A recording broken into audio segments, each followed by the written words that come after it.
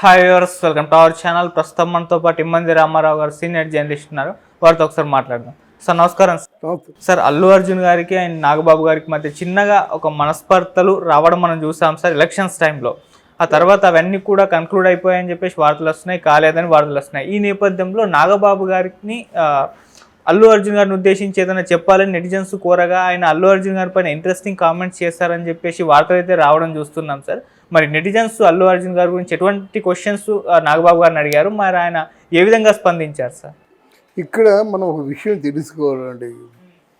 రెండు ఫ్యామిలీస్గా విడిపోయినాయి మెంటల్గా. రెండు ఫ్యామిలీస్గా విడిపోయిన తర్వాత మేము కలిసే ఉన్నామని చెప్పకూడదని కాదు, కానీ వాళ్ళకి ఎవరికున్న ఐడెంటిటీ వాళ్ళకు ఉంటుంది. మొన్న శిరీష్ కొంచెం గట్టిగానే మాట్లాడాడు. గట్టిగా మాట్లాడడానికి ఎవరో చెప్పకపోతే, అరవిందో లేకపోతే అర్జునో చెప్పకపోతే ఆయన మాట్లాడు కదా. మాట్లాడే వయసు కాదు, మాట్లాడే స్థాయి కూడా ఇండస్ట్రీలో ఆయనకి లేదు. కానీ ఆయన అన్నయ్య మీద ట్రోల్ చేసిన ప్రతి ఒక్కరిని కూడా చురకలు అంటిస్తూ మాట్లాడాడు. ఆ మాటల్లో కొంతమంది జర్నలిస్టులు అడిగే ప్రశ్నకి ఒక్కొక్కరిని గురించి అడిగినట్టయితే, వాట్ అబౌట్ పవన్ కళ్యాణ్ అన్నారు. అంటే ఆయన డౌన్ టు ఎర్త్ అని ఏదో చెప్తారు కదా. పవన్ కళ్యాణ్ గురించి ఈరోజు మనమైనా ఒక మాట చెప్పి వదిలేస్తే ఊరుకోరు అని ఫ్యాన్స్. అదేం లేకుండా హార్డ్ వర్కర్ అని చెప్పాడు.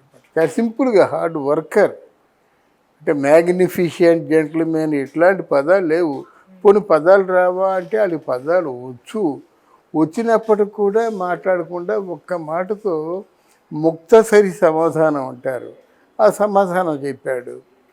వెళ్ళి జనరల్గా వాళ్ళకి ఉంటుంది, ఎదురు చూస్తుంటారు కదా. అదేంటండి ఒక హార్డ్ వర్కర్తో తీసి పారేశారు అని అక్కడెక్కడ మోసేవాళ్ళు, అక్కడ మోసేవాళ్ళు ఉంటారు కదా. దాంతో నాగబాబుని కూడా కొంతమంది జర్నలిస్టులు మరి వాట్ అబౌట్ ఎవరు అల్లు అర్జున్ అనమాట. ఆయన కూడా హార్డ్ వర్కర్ అని చెప్పాడు అనమాట. మాటకు మాట సమాధానం తిరిగిపోయింది.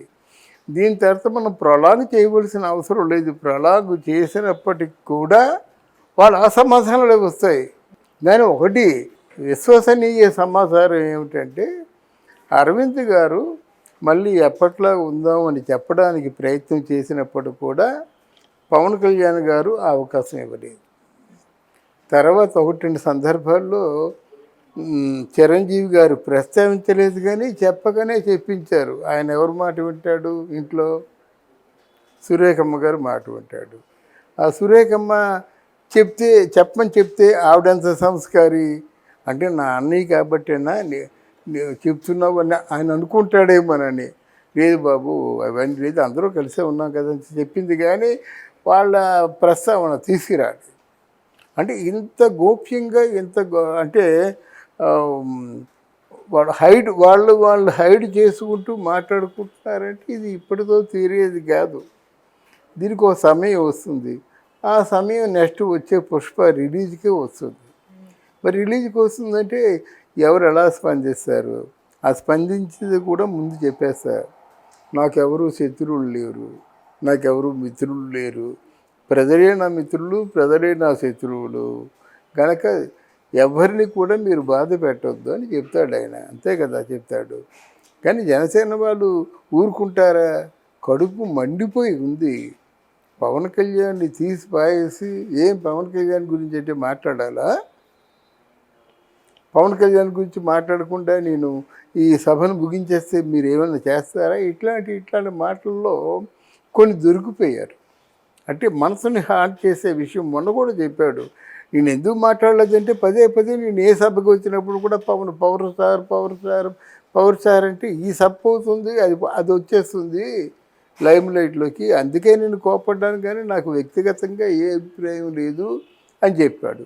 అది వ్యక్తిగతంగా ఏ అభిప్రాయం లేదంటే జనసేన మీద ఏదో ఒక అభిప్రాయం ఉంది కదా అని అర్థం వచ్చేలా మాట్లాడు. అన్నిటికంటే వాళ్ళు బాగా పెంచేసే విషయం ఏమిటంటే, అంటే అల్లు రామలయ్య గారు అంటూ లేకపోయినట్టయితే బాపట్లలో పంచర్లు వేసుకునేవారు. ఆ మాట కొంచెం గట్టిగా నాటుకుంది ఎవరికి. ఈవెన్ చిరంజీవి గారికి కూడా ఆ మాట పైన కొంచెం స్పందించడం కాదు, ఆ మాట రికగ్నైజ్ చేశాడు. అంటే ఆయన నోటు చేసుకున్న అంశాల్లో ఆయన చాలా సీరియస్ మనిషి. అంటే బయటికి కనిపించదు, కానీ ఎవరైనా పొరపాటున మాట తూడినట్టయితే అది మనసులో పెట్టుకుంటాడు. 20 ఏళ్ల తర్వాత చెప్తాడు మాట. అటువంటి ప్రస్తావన వీరిద్దరి మధ్య జరుగుతుంది కాబట్టి ఇది మనం ప్రత్యేకించి మాట్లాడుకోవాల్సిన అవసరం లేదు. అల్లు రామలింగయ్య, మెగాస్టార్ చిరంజీవి గారు అనేటువంటి భాగాలుగా ఎప్పుడో మానసికంగా విడిపోయినారు. దానికి కారకుడు అక్కడ అర్జున్, ఇక్కడ పవర్ స్టార్. ఎందుకంటే ఆయన మనసులో ఉంటుంది కదా. అందువల్ల పవర్ స్టార్ గారు చాలా సూపర్ స్టార్ అని చెప్పాడనమాట. అంటే అది చాలా పెద్ద పోటు, అది కచ్చిపోటు లాంటిది అనమాట.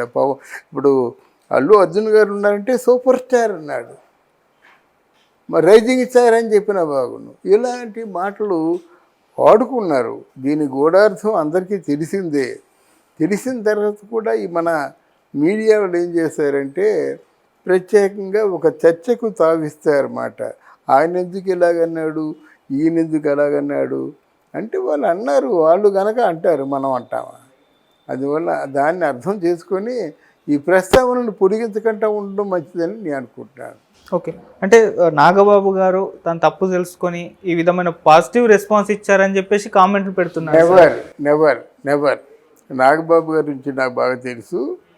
ఆయన మాట ఎవరిని అన్నప్పుడు కూడా అది కేవలం ఎవరిని దృష్టిలో పెట్టుకొని అన్నాడో తెలుసు. మొన్న ఏదో మన నిహారిక తాల సినిమా వచ్చింది కదా, కమిటీ కుర్రోళ్ళ సినిమాని వాళ్ళు పిఠాపురాన్ని ఎంపిక చేసుకోవడంలో చాలా అర్థవంతంగా ఉంటుంది.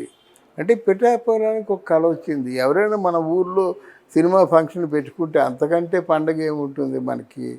అటువంటి సందర్భంలో నేను పవన్ కళ్యాణ్ గారి అమ్మాయిని అని గట్టిగా చెప్పే అవకాశం ఉంది. నాగబాబు ఏమన్నాడంటే ఇండస్ట్రీ అనేది అందరిది, మీ నాన్నది కాదు, మీ తాతది కాదు. అంటే ఏంటి, అది అరవింద్ గారిది కాదు, మీ తాతది కూడా కాదు, రామలింగి గారి కూడా కాదు, ఇండస్ట్రీ అందరిది అని ఆయన చెప్పాడు. ఆ మాటల్లో ఒక పొగరు ఉంది, నేను మేము అనే అహంకారం ఉంది. తర్వాత మంచి ఎప్పుడే నాగబాబు డౌన్ అవ్వలేదు, ఎందుకంటే ఆయన వ్యక్తిత్వాన్ని ఎప్పుడూ చంపుకోలేదు. అందువల్ల ఆయన మాటలు సూటిగా వాళ్ళకే తగులుతాయి, ఇంక వేరే ఎవరు లేరు. తండ్రి తాతలు ఎవరు ఉంటారండి, వీళ్ళు ఎవరినో తెచ్చి పెట్టుకున్నా సరే ఆ మాట తేలిపోతుంది కనుక ఇది డెఫినెట్గా వాళ్ళని దృష్టిలో పెట్టుకున్న మాట. ఇప్పుడులో నాగబాబు లొంగే పరిస్థితి కాదు కదా. ఈయన almost all CM, deputy CM తమ్ముడు అయినట్టయితే ఆయన తాలూకు వ్యవహారం మొత్తం అంతా చూసేది నాగబాబు గారు అని అందరికీ తెలుసు. ఆ స్థానంలో ఉండి మాట్లాడతాడు, ఏ మాట మాట్లాడినా సరే.